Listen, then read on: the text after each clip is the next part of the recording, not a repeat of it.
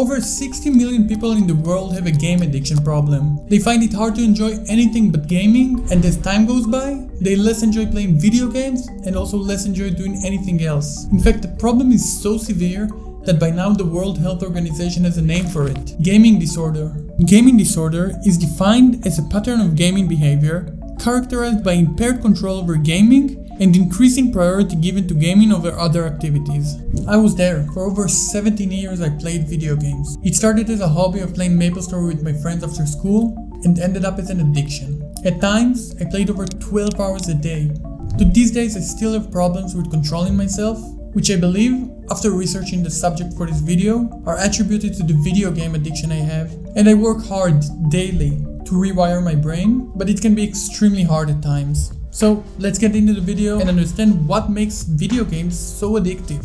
Well, there are several factors. One of the main reasons is the sense of achievement and progress that game offers. Most of the games today and in the past are designed to reward the player for his efforts, and the progress in the game is visual and very pleasing, and in some games it's almost instant. Some games do it with the help of a ranking system that either rewards you or punishes you after you play a game. Other games use a compulsion loop, so you have the anticipation to buy improved gear, to progress in your ranking, then there's the challenge, to kill a monster, or to complete a raid, or to fight another team and win, and then you get the reward for it. So it may be gold, loot, ranking points, etc. And in that moment it feels so good that you anticipate it again and you want it again. So you go through the same loop over and over again. And to sprinkle some more addiction dust, they add randomness. The rush of not knowing what piece of gear you're gonna get after you finish the boss, or which teammates you're going to get, or people you're going to fight against, adds more anticipation and excitement to the game.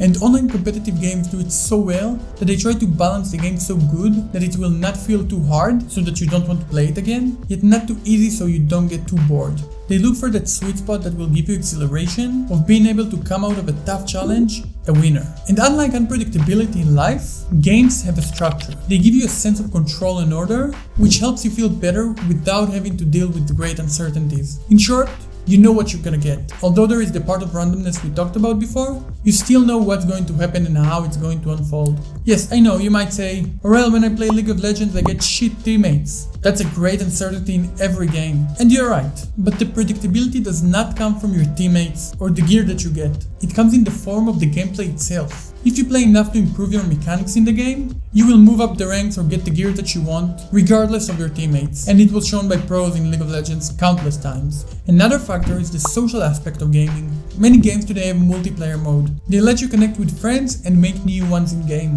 For me, when I played video games, I felt good about it because I thought I was socializing. All of my friends were playing video games, so I didn't feel like I need anything else social-wise. We connected to Skype and progressed to Discord with time and played. It sort of provides you an escape from reality. You enter a different world where nobody judges you by your social standing or by how bad things are in your life.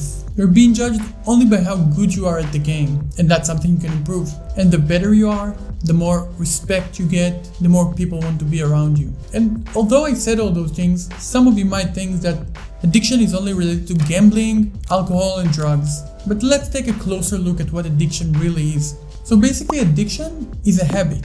And a habit is a loop of a cue, which triggers a routine that in turn triggers a reward, which is sort of like the compulsion loop. So the anticipation is the cue, the routine is the challenge, and the reward, well, that's the reward. Another example of a habit is brushing your teeth. When you wake up and go to the bathroom, that's your cue. The routine is brushing your teeth. And the reward? No, it's not clean teeth, it's a tingling feeling that you have in your mouth. It makes you think that your mouth is fresh and clean. And that's what's so addictive about it, and that's what makes us stick to this habit. Okay, so let's understand the loop a bit better. And we'll start with the trigger, or cue. A moment before we continue. Making these videos take me a lot of hours, researching, writing scripts, and filming. I would highly appreciate it if you can leave a like, and if you enjoyed the content, subscribe to the channel. I upload a video a week about productivity, books, and other interesting topics. So thank you for watching it, and let's get back to the video. Now there are two forms of cues or triggers your brain can create. One, classical conditioning. Engaging in behavior in specific settings teaches the brain that these settings are related to the pleasure you get from addictive behavior.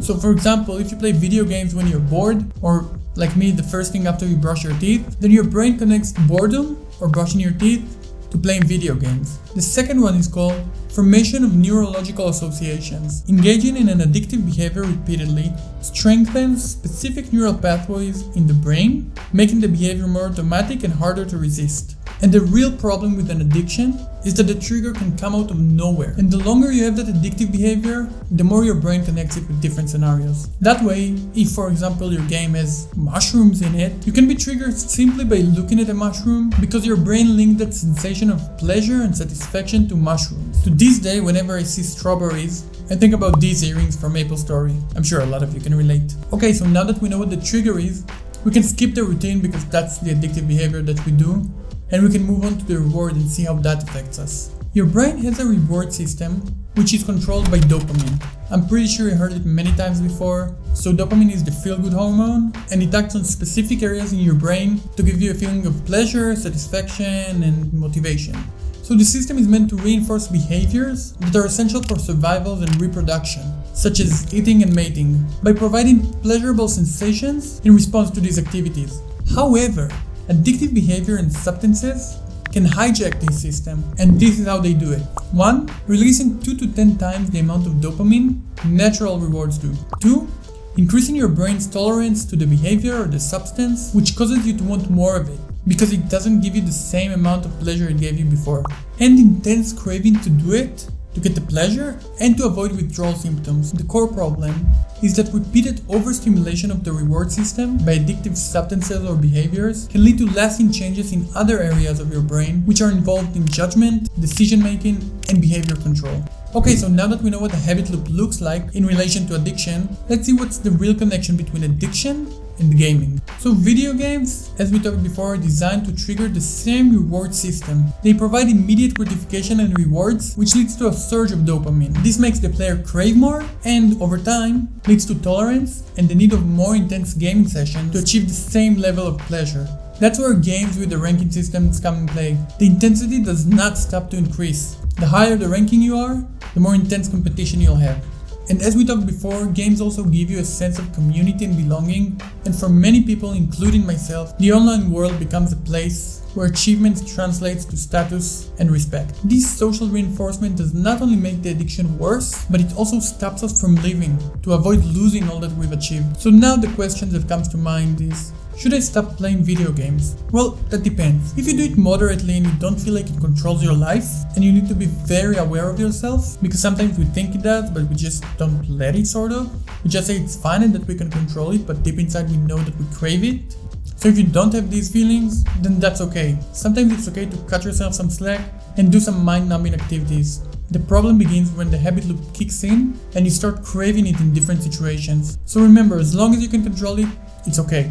The moment this changes, you should consider stop playing or give it a break until you feel in control again. In the future, I'll make a video about how I quit playing video games. But for now, thanks for watching, and I'll see you in the next one.